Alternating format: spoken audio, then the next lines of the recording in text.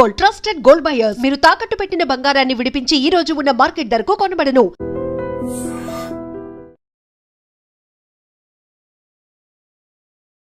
Hi hello నమస్తే welcome to iDream. నేను మీ శ్రావ్య. మనతో పాటు ఇప్పుడు GTA founder and chairman Vishweshwar Reddy గారు ఉన్నారు. నమస్తే సార్. నమస్తే అమ్మా. ఎలా ఉన్నారు? బాగున్నాం. How are you?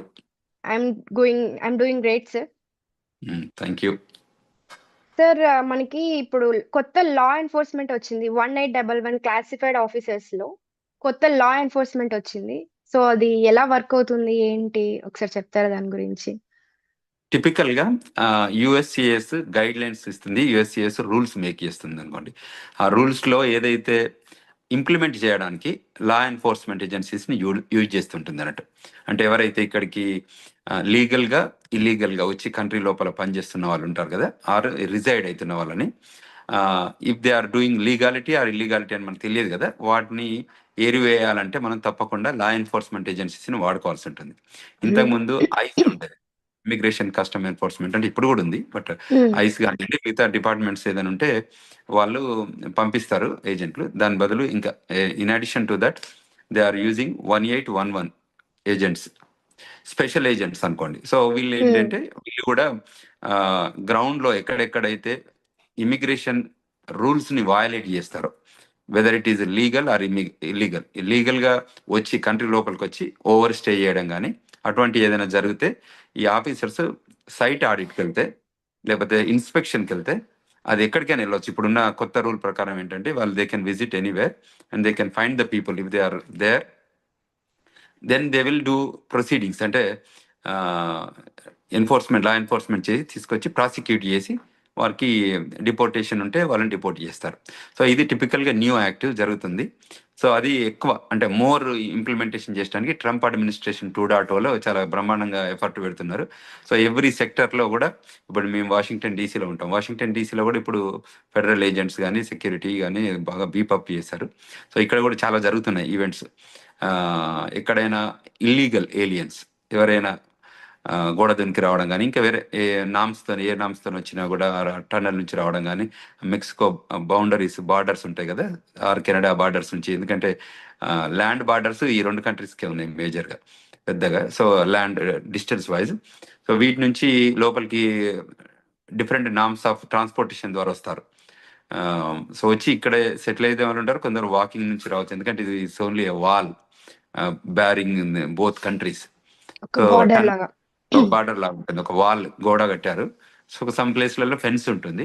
సో వాటిని కూడా అక్కడక్కడ బ్రేక్ చేసుకొని కానీ లేకపోతే టన్నల్ రూపకంగా కానీ కింద టన్నల్ చేసుకుంటుంటారు వీళ్ళు.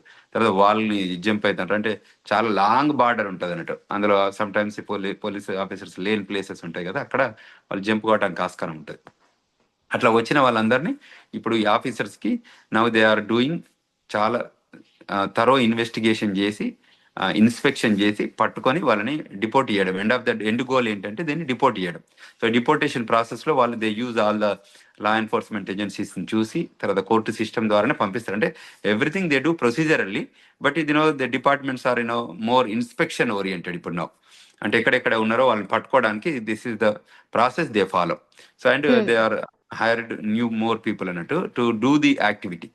ఈ యాక్టివిటీ చేయడానికి ఆఫీసర్స్ కావాలి కదా, ఆ ఉద్దేశంతో దీన్ని రిక్రూట్మెంట్ జరగడం జరిగింది. ఓకే, దీనికి ఎలా వర్క్ అవుతుంది అంటారు సార్? అంటే టిపికల్ ఏంటంటే వీళ్ళు ఎక్కడైతే ఇప్పుడు రెస్టారెంట్లో కానీ, గ్యాస్ స్టేషన్లో కానీ, గ్రాసరీ స్టోర్లో కానీ, లేకపోతే కంపెనీస్లలో కానీ వాళ్ళు ఎక్కడైనా ఉండొచ్చు, వాళ్ళు పనిచేస్తూ ఉండొచ్చు, లీగల్ ఇల్లీగల్ కానీ ఏదైనా వాళ్ళు వెరిఫై చేస్తారు. అంటే ఇప్పుడు లీగాలిటీ ఉంటే అది wherever you name it, because this is an immigrant country కదమ్మా. ఇక్కడ ఏ డిపార్ట్మెంట్లో కూడా ఎక్కడ ఏం పని చేసినా కూడా అవి రెస్ట్రిక్షన్స్ ఏమన్నా ఉంటాయా సార్ దీనికి? రెస్ట్రిక్షన్స్ ఏముండే, ఎవరున్నా కూడా పట్టుకోవడమే అంతే.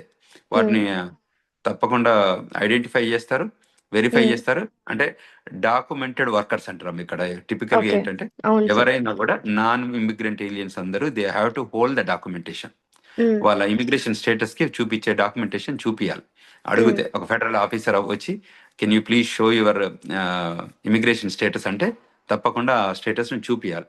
చూపించకపోతే then they will arrest and they will take you to the justice and judge will law enforcement నుంచి తీసుకొచ్చి ప్రాసిక్యూషన్ చేపిస్తారు. ప్రాసిక్యూషన్లో ఒకవేళ ఎవిడెన్స్ వాళ్ళు ఫేక్ అని తెలిస్తే జడ్జ్ ఏం చేస్తారంటే డిపోర్టేషన్ ప్రొసీడింగ్స్ను ఆర్డర్ చేస్తారు.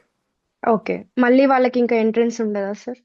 అంటే వయలేషన్ చేసిన దాన్ని బట్టి అమ్మా, వాళ్ళు ఎంతవరకు ఓకే. వయలేషన్ చేశారు, ఎన్ని నెలలు ఉన్నారు కంట్రీలో అన్న దాన్ని బట్టి బార్ ఉంటుంది. వాళ్ళు ఓకే. 6 months బారా, 6 months ఎంతవరకు ఉన్నారు, 6 months తర్వాత ఉన్నారా, 1 year తర్వాత ఉన్నారా అని చూస్తే 5 years బారా, 10 years బారా వాళ్ళకి depends on okay. The size. Depends on their violation అనుకోవచ్చు. కరెక్ట్. సో అప్పుడు బార్ ఓకే. చేస్తారు. అంత ఓకే. ప్రొసీజరల్ గా, అంటే ఇట్ ఇస్ లిటరలీ ప్రొసీజరల్ గా, అంటే నాట్ ఇంటెన్షనల్లీ అరే వీళ్ళని చేయాలి వాళ్ళని చేయాలంటే కాదు. ఎవరు మిస్టేక్స్ చేసినా, ఎవరు వయలేట్ చేసినా they have to be bound to the law of the land. Okay. Okay sir. Thank you so much sir. Thank you.